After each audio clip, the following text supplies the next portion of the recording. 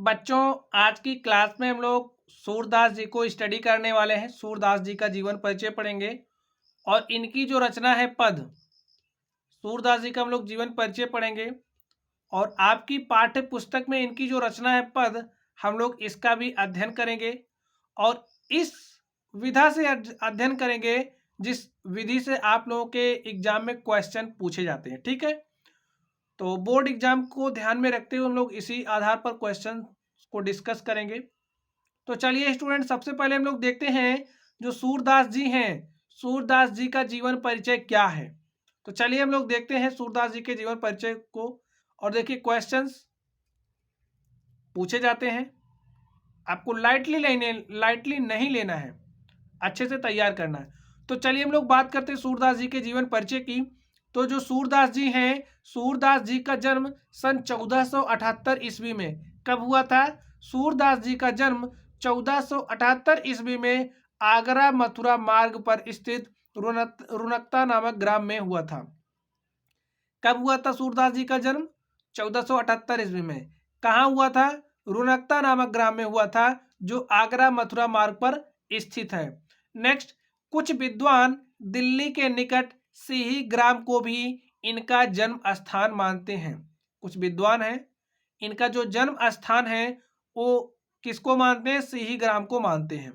आगे, सूरदास जी जन्मांध अंधे थे, यानी कि ये जन्म से अंधे थे। इस विषय में भी विद्वानों में मतभेद है, यानी कि ये कोई फिक्स नहीं है कि ये जन्म से अंधे थे या फिर जन्म के बाद से अंधे हुए। विद्वानों में इसको लेकर के क्या है? मतभेद है। इन्होंने कृष्ण की बाल लीलाओं का, मानव स्वभाव का एवं प्रकृति का ऐसा सजीव वर्णन किया है जो आंखों से प्रत्यक्ष देखे बिना संभव नहीं है। इन्होंने स्वयं अपने आप को जन्मांध कहा। ऐसा इन्होंने आत्मग्लानिवश, लाक्षणिक रूप में अथवा ज्ञान चक्षुओं के अभाव के लिए कहा हो सकता है ऐसा। ठीक है, इसमें संभावना व्यक्त की जा रही कि ऐसा हो सकता है कि इन्होंने ऐसा ग्लानिवश कहा हो। चलिए हम लोग आगे देखते हैं। आगे देखिए, सूरदास जी की जो रुचि है, सूरदास जी की रुचि बचपन से ही श्री बचपन से भगवत भक्ति के गायन में थी, यानी कि जो भगवान की भक्ति थी, भगवान के भक्ति गायन में थी। इनसे भक्ति का एक पद सुनकर पुष्टि मार्ग के संस्थापक, जो पुष्टि मार्ग के संस्थापक कौन थे?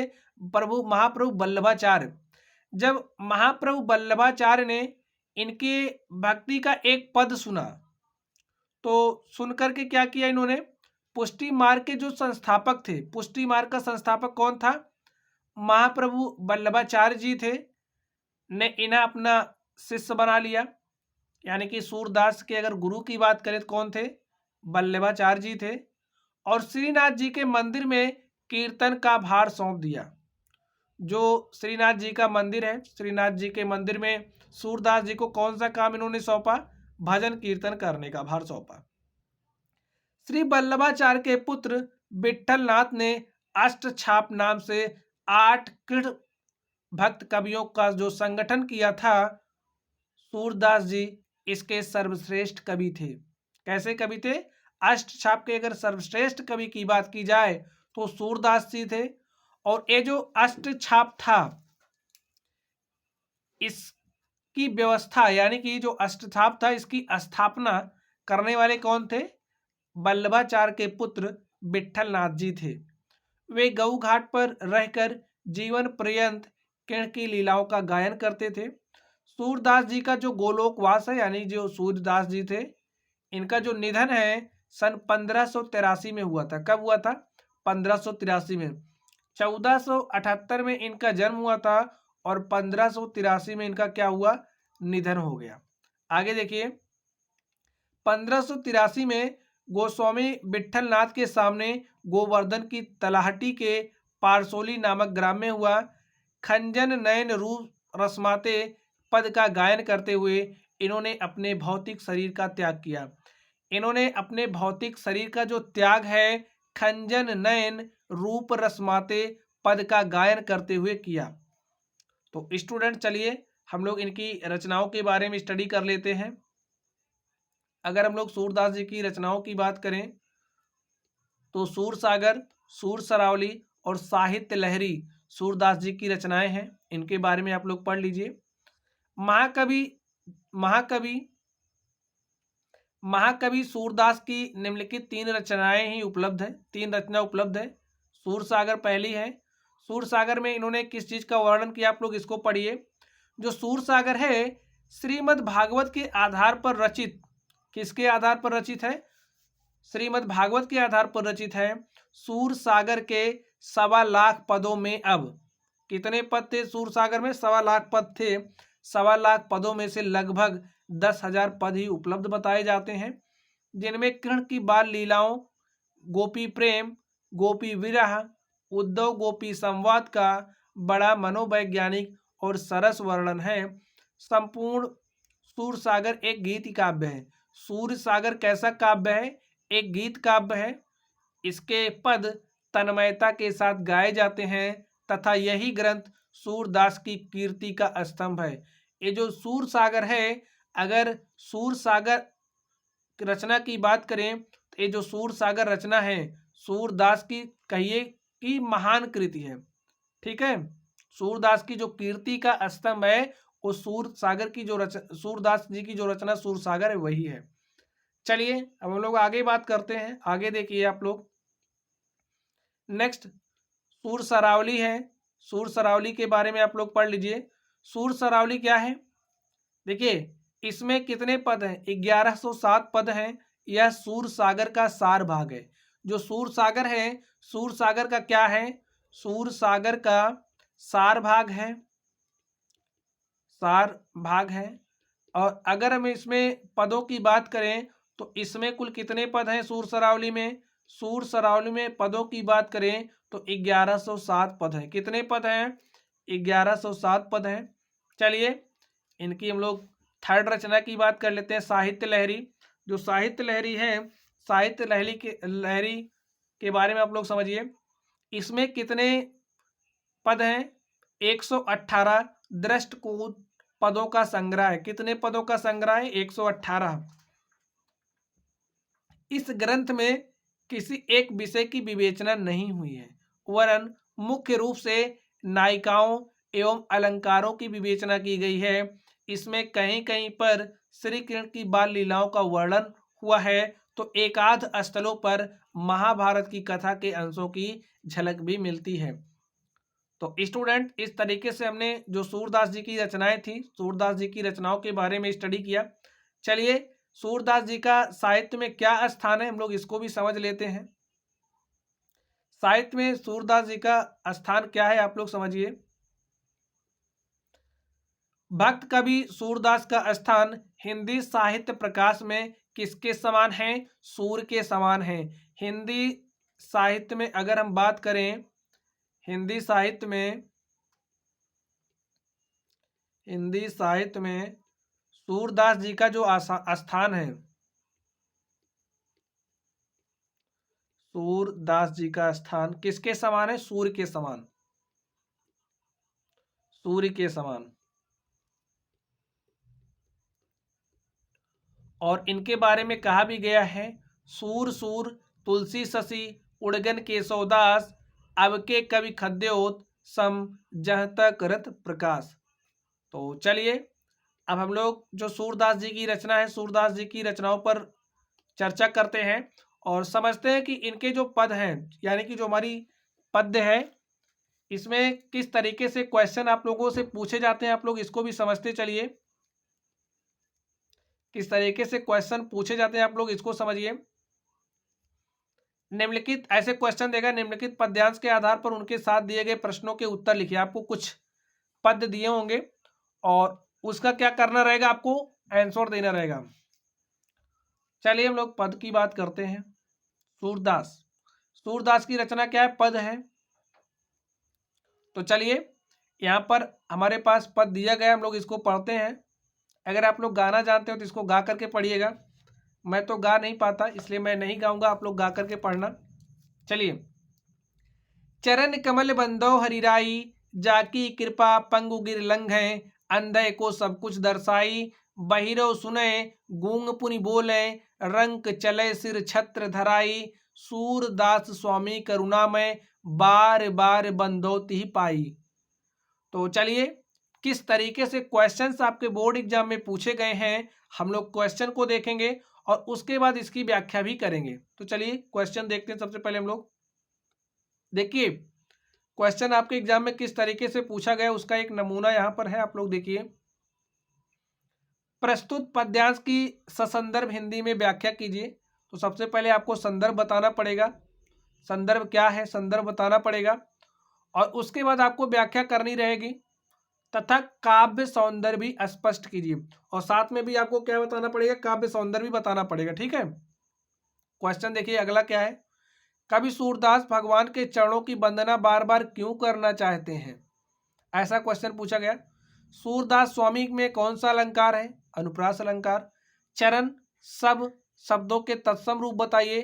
तो चरण के अगर हम लोग तत्सम की बात करें तो इसका क्या होता है, चरण। और सब की बात करें तो सब का तत्सम क्या होता है, सर्व। अभी हम लोग बाद में बात करेंगे, समझ जाइए।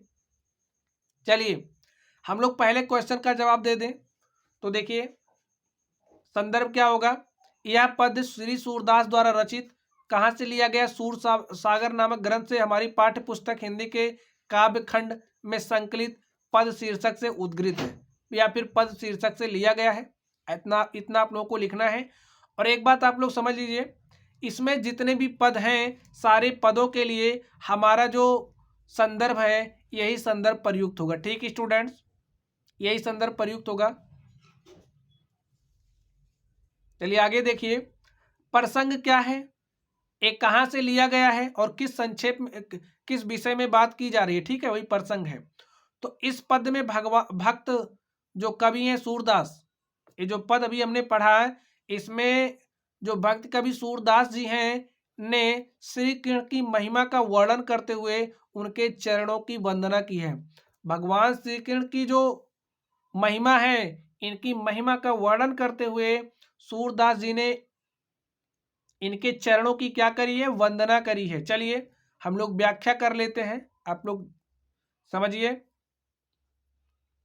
व्याख्या देखिए, आप लोग किस तरीके से लिखोगे यहां से इस चीज को भी समझते चलिएगा। अब व्याख्या में क्या हो जाएगा, चरण कमल बंदो हरिराई, ऐसा ही आप लोग फिर से पढ़ लीजिए एक बार। चरण कमल बंदो हरिराई, जाकी कृपा, यानी कि जिनकी कृपा होने से पंगु गिर लंघे, जो लंगड़ा व्यक्ति होता है क्या करता है, पर्वत, गिर का मतलब होता है पर्वत को लांघ जाता है।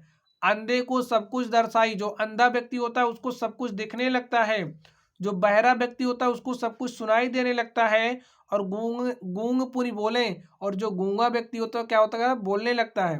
रंक चले सिर छत्र धराई, और जो रंक होता है, जो दरिद्र व्यक्ति होता है वो अपने सिर पर छत्र धारण करके चलता है। सूरदास स्वामी करुणा में बार बार बंदो ती पाई, यानी कि जो सूरदास के स्वामी हैं कौन, श्री कृष्ण, बार बार बंदो ती पाई, उनके चरणों की जो वंदना है वो बार बार करना चाहता हूं, ऐसा ऐसी बात कर रहे हैं सूरदास जी। ठीक है, चलिए हम लोग व्याख्या करते हैं।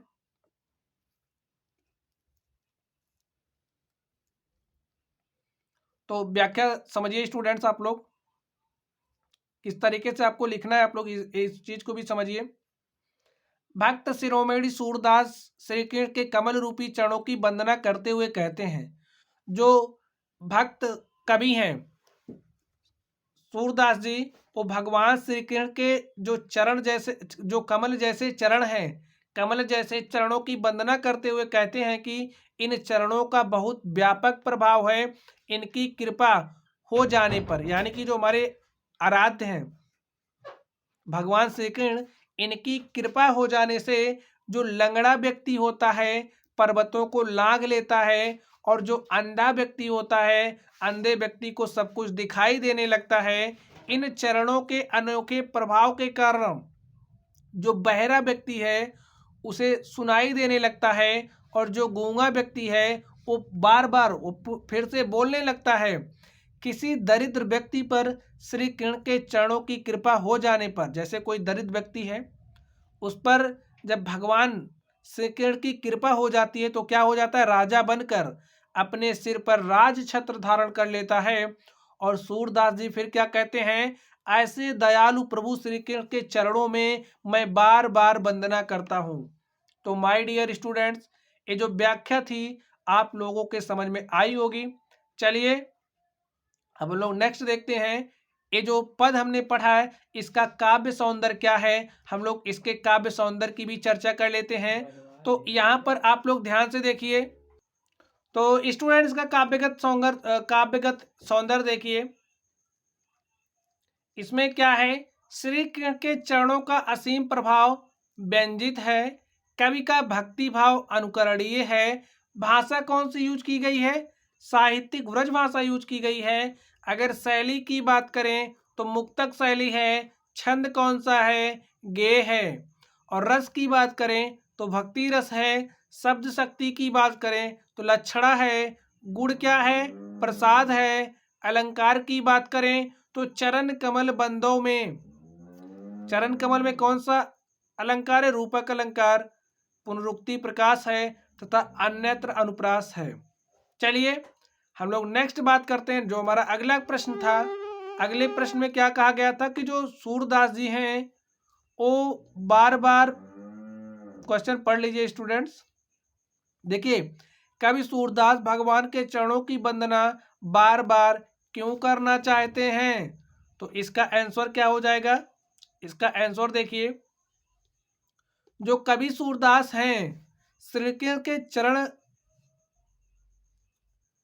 कवि सूरदास श्री कृष्ण के कमल रूपी चरणों की महिमा का चित्रण करते हुए कहते हैं कि हे प्रभु, मैं आपके चरणों की वंदना करता हूं क्योंकि आपके चरण कमल के समान कोमल हैं। जो भगवान के चरण कैसे हैं, कमल के समान कोमल हैं, और इनकी जो महिमा है वो कैसी है, अपरंपार है। इनकी महिमा कैसी है, अपरंपार है। जिनकी कृपा से क्या होता है, लंगड़ा व्यक्ति पर्वतों को लांघ जाता है। आपकी कृपा से असंभव कार्य भी क्या हो जाते हैं, संपन्न हो जाते हैं। अतः ऐसे दयालु श्री कृष्ण के चरणों की कवि सूर बार बार वंदना करते हैं। अगला क्वेश्चन देखिए, हमसे पूछा गया था कि जो सूरदास स्वामी हैं, सूरदास स्वामी में कौन सा अलंकार है। तो सूरदास स्वामी के अगर हम लोग अलंकार की बात करें तो इन पे हमारा कौन सा अलंकार है, अनुप्रास अलंकार है। आगे देखिए, हमसे पूछा गया था चरण और जो सब है इसका तत्सम क्या होगा। तो चरण के अगर हम लोग तत्सम की बात करें तो चरण होगा, सब के अगर हम लोग तत्सम की बात करें तो सर्व होगा। तो स्टूडेंट्स आप लोग इसको समझ गए होंगे। चलिए अब हम लोग अगले पद की तरफ चलते हैं और देखते हैं हमारा अगला पद क्या है।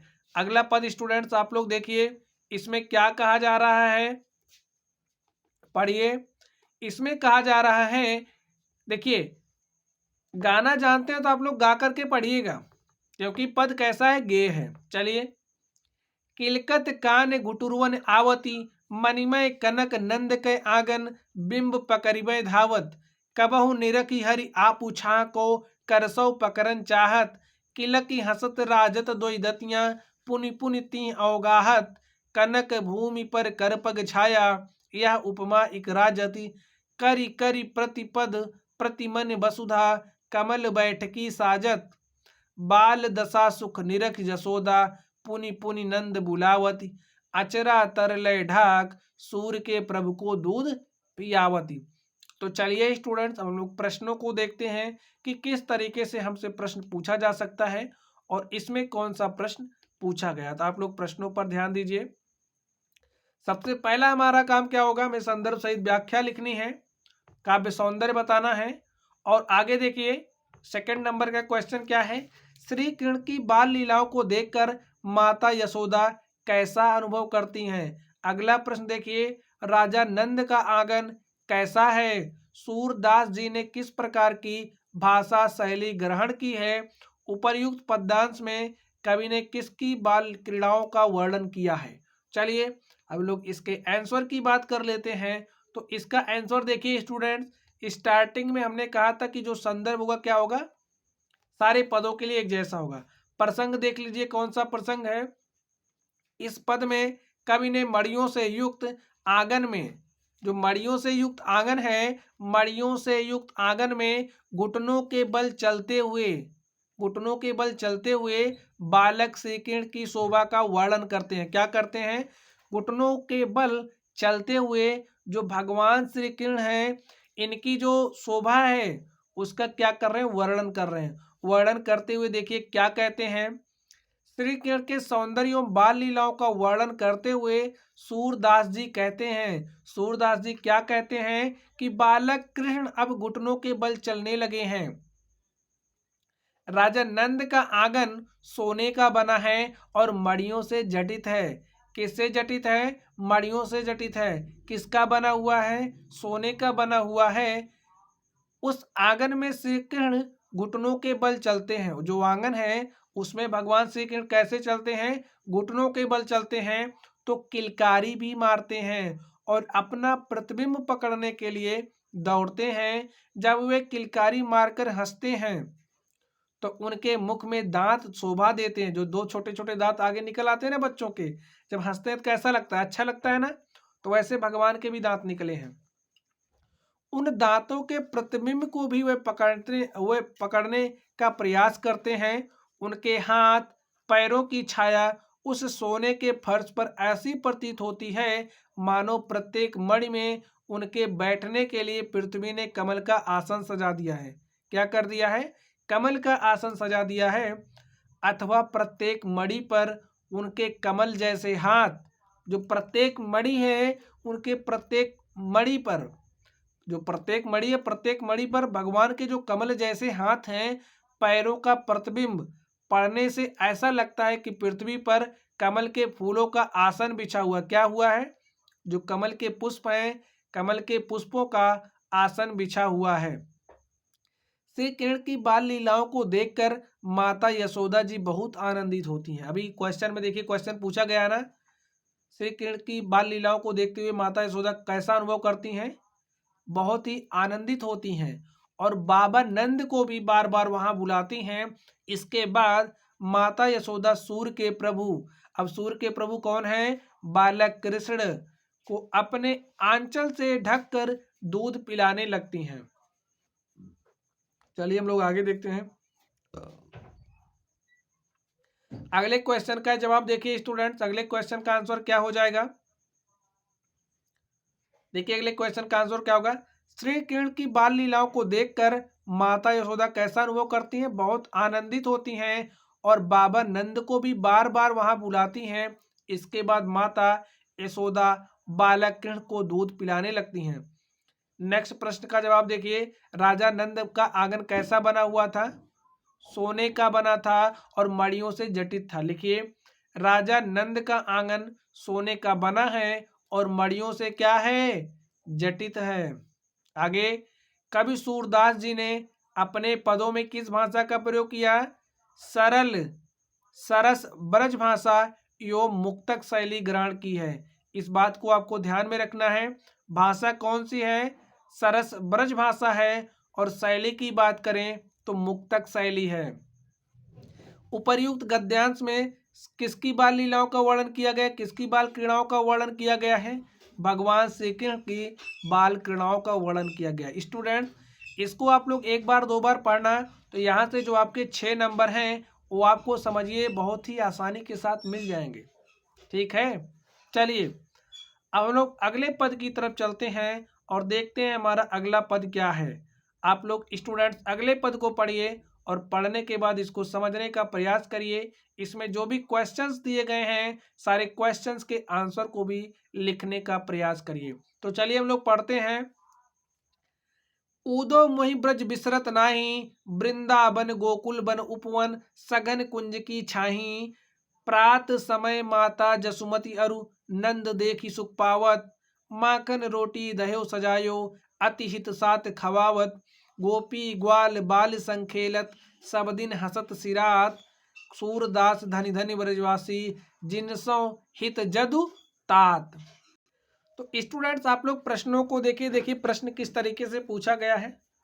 प्रश्न पर ध्यान दीजिए। प्रस्तुत पद्यांश की ससंदर्भ हिंदी में व्याख्या कीजिए। तो संदर्भ तो वही रहेगा जो हमने स्टार्टिंग में डिस्कस किया, संदर्भ तो वही रहेगा और इसकी व्याख्या भी हम लोग देखेंगे। क्वेश्चन आप लोग सबसे पहले देख लीजिए। श्री कृष्ण किसके ध्यान में खोकर रह गए हैं, क्वेश्चन पूछा गया है। वृंदावन, गोकुल, वन, उपवन, सघन कुंज की छाही का आशय स्पष्ट करना, इसका मतलब बताना है। उपर्युक्त पद में जो जदुतात है, जदुतात किसके लिए यूज किया गया इसको बताना है। उपर्युक्त पंक्तियों में किस समय का वर्णन किया गया है, हमें इसको भी बताना है। तो चलिए स्टूडेंट्स हम लोग इसकी संदर्भ तो जो हमने पहले डिस्कस किया वही रहेगा। इसकी हम लोग प्रसंग और व्याख्या देख लेते हैं। तो प्रसंग आप लोग देखिए, एक कब का प्रसंग है, किस कब की बात कही जा रही, देखिए। प्रस्तुत पद में उद्धव ने मथुरा पहुंचकर श्री कृष्ण को वहां की सारी स्थिति बताई। देखिए जब उद्धव वृंदावन आए थे, वृंदावन से कहाँ गए, मथुरा।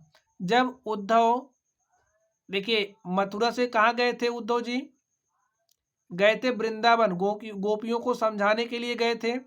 लेकिन यहाँ से क्या हुआ कि जब वृंदावन से उद्धव जी मथुरा जाते हैं तो यहाँ पर जब भगवान श्री कृष्ण से उनकी मुलाकात होती है तब का ये जो सीन है, ठीक है, उस संबंध में यहाँ पे बात कही गई है, उसी समय का दृश्य है।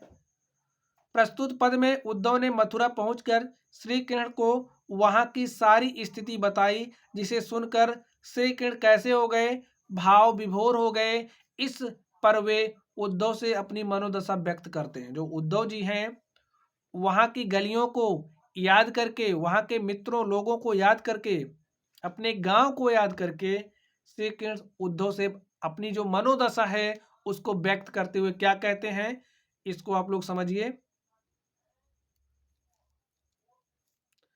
श्री कृष्ण ने उद्धव से ब्रजवासियों की दीन दशा सुनी और उन्हीं के ध्यान में खो गए। वे उद्धव से कहते हैं कि मैं ब्रज को नहीं भूल पाता हूँ।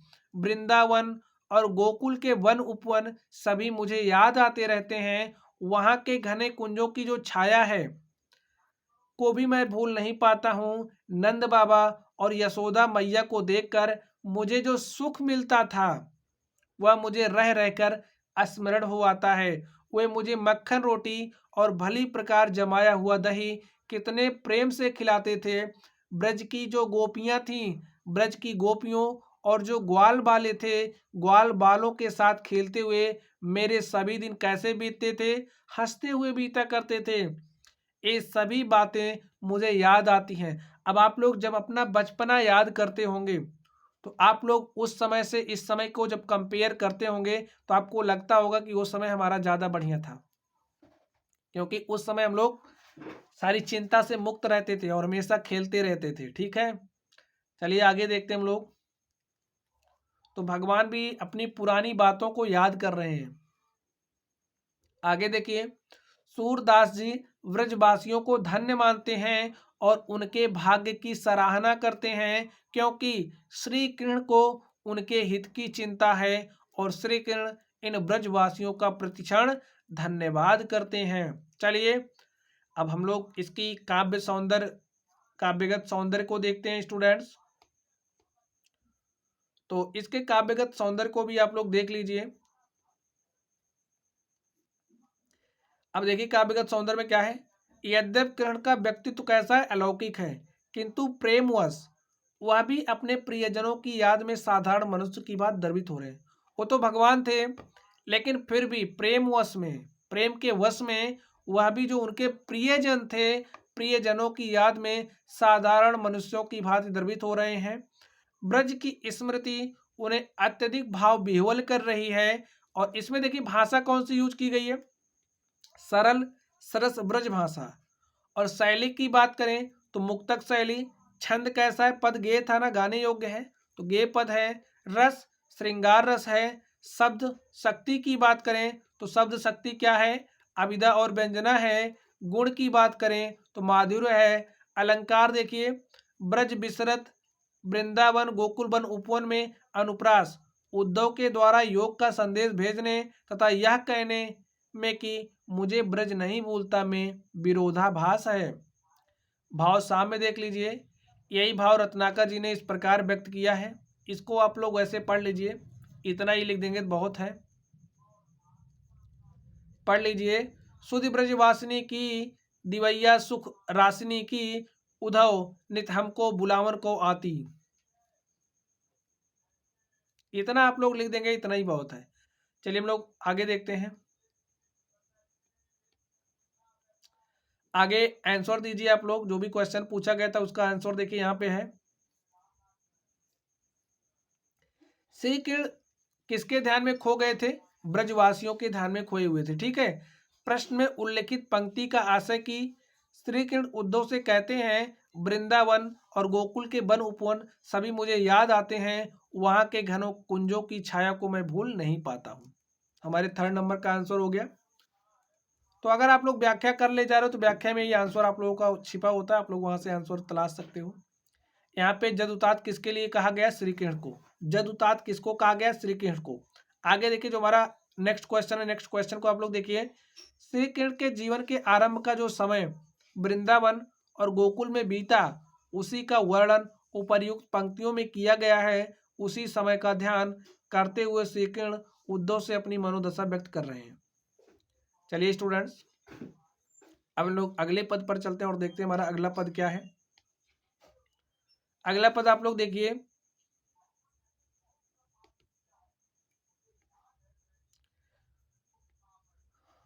उधव मन न भये 10-20, एक हुतो सो गयो श्याम संग को और राधे ईस, इंद्री शिथल भई के सौ बिन ज्यो देह बिन शीस, आशा लागी रहति तन श्वासा जीवहि कोटि बरीस, तुम तो सखा श्याम सुंदर कै सकल जोग के ईस, सूर हमारे नंद नंदन बिनु और नहीं जगदीश।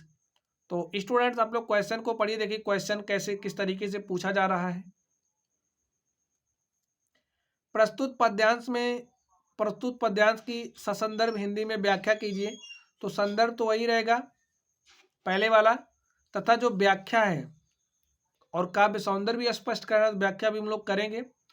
उद्धव जी मथुरा से गोकुल क्यों आए थे? अब आप लोग बताइए इसका। तो इस क्वेश्चन का जवाब तो आप लोग वैसे ही दे सकते हो।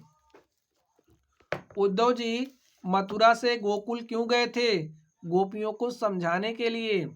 आगे देखिए, गोपियों ने उद्धव के समक्ष अपनी मनोव्यथा किस प्रकार व्यक्त की, इसको संक्षेप में बताना है।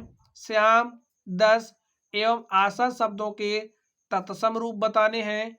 इंद्री शीतल भई के सो बिन ज्यों देही बिनु शीस, उपर्युक्त पंक्तियों में अलंकार का नाम बताना है।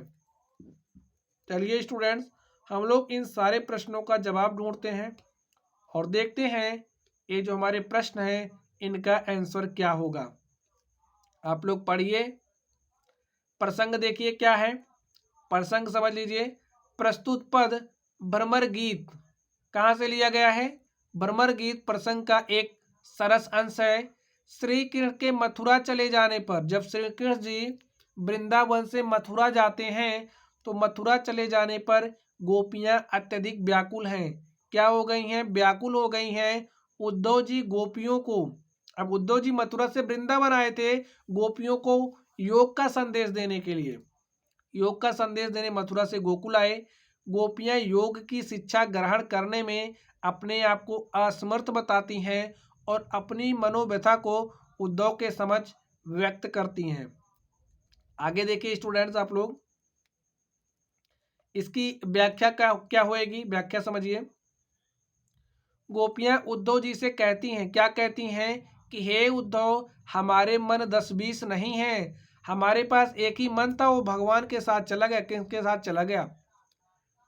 कहती हैं कि सभी की तरह हमारे पास भी एक ही मन था और वह श्री कृष्ण के साथ चला गया है, अतः हम मन के बिना तुम्हारे बताए गए निर्गुण ब्रह्म की आराधना कैसे करें। गोपियां उद्धव जी से कहती हैं कि हे उद्धव जी, हमारे पास तो कोई 10-20 मन तो है नहीं, सबकी तरह एक मन है और वो जो हमारा मन है वो श्री कृष्ण जी के साथ कहाँ चला गया है? मथुरा चला गया है। और आप हमें जिस योग ब्रह्म की आराधना करने के लिए कह रहे हैं, उसको हम कैसे कर सकते हैं? अर्थात बिना मन के ब्रह्म की आराधना संभव नहीं है। श्री कृष्ण के बिना हमारी जो सारी इंद्रियां हैं वो निष्क्रिय हो गई हैं, यानी कि कोई भी इंद्रिय हमारी काम नहीं कर रही है और हमारी दशा बिन सिर के प्राणी जैसी होगी। जैसे बिना सिर के कोई प्राणी है, उसी तरीके से जो हमारी स्थिति है ऐसी हमारी स्थिति हो गई है। हम कृष्ण के बिना मृतवत हो गई हैं। जीवन के लक्षण के रूप में हमारी श्वास केवल इस आशा में चल रही है कि श्री कृष्ण मथुरा से अवश्य लौटेंगे और हमें उनके दर्शन प्राप्त हो जाएंगे। यानी कि गोपियां कह रही हैं कि मैं अब हम लोग इसी आशा में जी रहे हैं कि जो भगवान श्री कृष्ण हैं वो मथुरा से अवश्य लौटेंगे और हमें उनके दर्शन प्राप्त हो जाएंगे। आगे देखिए, श्री कृष्ण के लौटने की आशा के सहारे तो हम करोड़ों वर्षों तक जीवित रह लेंगी। आशा में करोड़ों वर्ष जीने की बात कर रही हैं गोपियां। गोपियां उद्धव से कहती हैं कि हे उद्धव, तुम तो कृष्ण के अभिन्न मित्र हो और संपूर्ण योग विद्या तथा मिलन के उपायों के ज्ञाता हो। यदि तुम चाहो तो हमारा योग यानी कि जो मिलन है अवश्य करा सकते हो। सूरदास जी कहते हैं कि गोपियां उद्धव से कह रही हैं कि हम तुम्हें यह स्पष्ट बता देना चाहती हैं कि नंद जी के पुत्र श्री कृष्ण को छोड़कर हमारा कोई आराध्य नहीं है। हम तो उन्हीं की परम उपासिका हैं।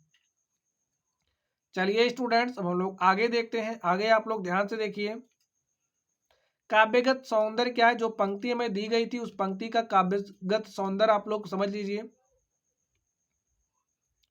काव्यगत सौंदर्य पढ़िए। प्रस्तुत पद में गोपियों की विरह दशा और श्री कृष्ण के प्रति उनके एकनिष्ठ प्रेम का वर्णन किया गया है। भाषा वही सरल, सरस और मधुर ब्रज भाषा है। शैली उक्ति वैचित्रपूर्ण मुक्तक है। छंद गेय पद है। रस श्रृंगार रस। अलंकार सखा श्याम सुंदर के में कौन सा अलंकार है? अनुप्रास अलंकार है। जोग की बात करें तो जोग में श्लेष अलंकार है। तथा ज्यों दही बिनु शीश में कौन सा अलंकार है? उपमा अलंकार है। गुण माधुर्य है। शब्द शक्ति की बात करें तो व्यंजना है। इंद्रियां कितनी होती हैं? आप लोग इंद्रियों की संख्या जान लीजिए। 5 हमारे पास ज्ञानेंद्रियां होती हैं और 5 कर्मेंद्रियां होती हैं। तो ज्ञानेंद्रियां क्या हैं? पढ़ लीजिए, नासिका, रसना, नेत्र, त्वचा, श्रवण। और अगर हम लोग कर्मेंद्रियों की बात करें तो हमारा जो हाथ है, पैर है, वाणी है, गुदा है, लिंग है, ये सब क्या है? हमारी कर्मेंद्रियां हैं। एक निष्ठ प्रेम का ऐसा ही भाव तुलसीदास ने भी व्यक्त किया है। क्या है? एक भरोसो एक बल एक आस विश्वास, एक राम घनश्याम हित चातक तुलसीदास। तो चलिए स्टूडेंट्स, हमारे पास जो क्वेश्चन थे हम लोग उन क्वेश्चंस का आंसर समझ लेते हैं। क्वेश्चंस का आंसर आप लोग समझिए। उद्धव जी गोपियों को योग का संदेश देने के लिए मथुरा से गोकुल आए थे। मथुरा से गोकुल क्यों गए थे? योग का संदेश देने के लिए। गोपियों ने उद्धव के समक्ष अपनी मनोदशा किस प्रकार व्यक्त करी? हमसे ऐसा क्वेश्चन पूछा गया था, तो उसका आंसर क्या है देखिए। कहती हैं क्या? हे उद्धव, श्री कृष्ण के बिना हमारी जो इंद्रियां हैं वो निष्क्रिय हो गई हैं और हमारी जो दशा है बिना सिर के प्राणी जैसी हो गई है। मनोदशा कैसी हो गई है? बिना सिर के प्राणी जैसी हो गई है। हम कृष्ण के बिना मृतक के समान हो गई हैं। वे उद्धव से पुनः कहती हैं, तुम तो श्री कृष्ण के अभिन्न मित्र हो और संपूर्ण जो योग विद्या है एवं मिलन के उपायों के ज्ञाता हो। तुम चाहो तो हमारा मिलन जरूर करा सकते हो। हम तुम्हें यह साफ तौर पर बता देना चाहती हैं, श्री कृष्ण को छोड़कर हमारा कोई आराध्य नहीं है। हम तो उन्हीं की दासी हैं। नेक्स्ट देखिए, हमसे पूछा गया था कि जो श्याम है, दस है, आशा है, इसका तत्सम क्या होगा? तो श्याम देखिए तद्भव ए है और इसके तत्सम की बात करें 10 का तत्सम 10 होगा। आशा है तो आशा को हम लोग कुछ इस तरीके से लिखेंगे। हमसे पूछा गया था, देखिए क्वेश्चन में, क्वेश्चन को आप लोग पढ़िए, देखिए क्वेश्चन में क्या पूछा गया था। क्वेश्चन पढ़िए स्टूडेंट्स, देखिए, इंद्री शीतल भई केशव बिन, ज्यों देहि बिनु शीस में कौन सा अलंकार है? उपमा अलंकार है। कौन सा अलंकार है स्टूडेंट्स? उपमा अलंकार है। चलिए हम लोग आगे देखते हैं। तो यहाँ पर हमारे पास नेक्स्ट पद पांचवें नंबर पद की हम लोग बात कर लेते हैं। पद को पढ़िए आप लोग, क्या कह रहा है? निर्गुण कौन देश को बासी, मधुकर कही समुझाई सौदह है, बूझति साँच नहासी, को है जनक कौन है जननी, कौन नारी को दासी, कैसे वरन बेस है कैसो, किह रसमय अभिलाषी, पावै गो पुनि कियो आपनो, जोरे करे गुगासी, सुनत मौन होई रहो बावरे, सूर सबय मति नासी। चलिए क्वेश्चन किस तरीके से पूछे जाते हैं हम लोग क्वेश्चन पर बात कर लेते हैं। देखिए सारे पद आपके बोर्ड एग्जाम में पूछे गए हैं, इनको आप लोग 2-4 बार पढ़ना और हर तरीके से इनको सॉल्व करने की कोशिश करना। इसमें बहुत बड़ा रॉकेट साइंस नहीं हो रहा है, आप लोग आराम से पढ़ेंगे तो चीज़ें तैयार हो जाएंगी। तो पढ़िए क्वेश्चन, प्रस्तुत पद्यांश की ससंदर्भ हिंदी में व्याख्या कीजिए तथा काव्य सौंदर्य भी स्पष्ट कीजिए। आगे क्या कह रहा है? गोपियां भ्रमर की अन्योक्ति से उद्धव से क्या पूछती हैं? प्रस्तुत पद्यांश में क्या चित्रण हुआ है? सह एवं साँच शब्दों का शाब्दिक अर्थ बताना है। मधुकर शब्द का क्या अर्थ है, हमें यह बताना है। निर्गुण ब्रह्म के वर्णन में क्या कठिनाई व्यक्त की है, हमें इस क्वेश्चन का भी आंसर देना है। तो चलिए स्टूडेंट्स इन सारे प्रश्नों का हम लोग आंसर देखते हैं। सबसे पहले जो हमें पद दिया है, इस पद का संदर्भ, प्रसंग और व्याख्या लिखेंगे। संदर्भ जैसा कि पहले वाले क्वेश्चन में डिस्कस कर दिया था पहले वाले पद में। तो चलिए हम लोग इस पद की व्याख्या यहाँ पे करते हैं। प्रसंग समझ लीजिए कहाँ का है। इस पद में सूरदास ने गोपियों के माध्यम से, सूरदास ने किसके माध्यम से? गोपियों के माध्यम से निर्गुण ब्रह्म की उपासना का खंडन तथा सगुण कृष्ण की भक्ति का मंडन किया है। किसका खंडन किया है? निर्गुण ब्रह्म की उपासना का।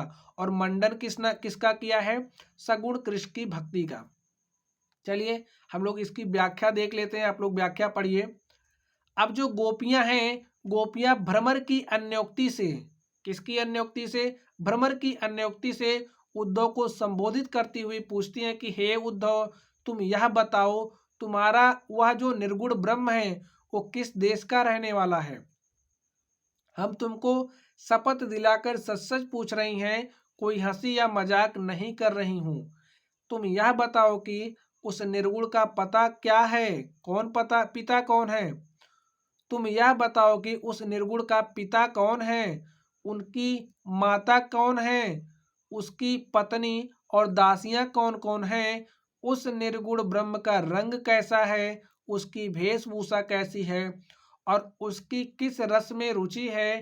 गोपियां उद्धव को चेतावनी देती हुई कहती हैं कि हमें सभी बातों का ठीक ठीक उत्तर देना, यदि सही बात बताने में भी जरा भी छल कपट करोगे तो अपने किए का फल अवश्य पाओगे।